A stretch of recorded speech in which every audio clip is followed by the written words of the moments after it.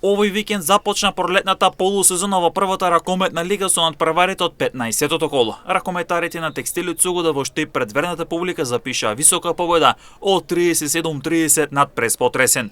Мечот беше возбудлив и неизвестен со често минување на водството до 42-та минута, кога беше 23-23, пошто Штипени започна да граат резултатска предност и стигнаа до високата победа од 7 разлика. Јован Танасовски беше најдобар стрелец за Текстили Цугуда со 8 погодици, а пак по 7 погодици има Филип Джинес и Јован Величков. За гостиното Тресен првиот беше Христен Ристевски со 8 реализации.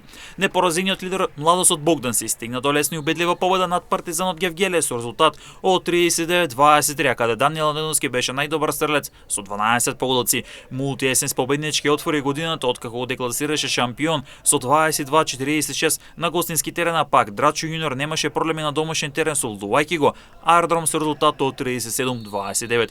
Висока победа забележи екипата на Македонија Ѓорче Петров на гостувањето кај Овче поле од Свети Николе, каде славеше со 23-29.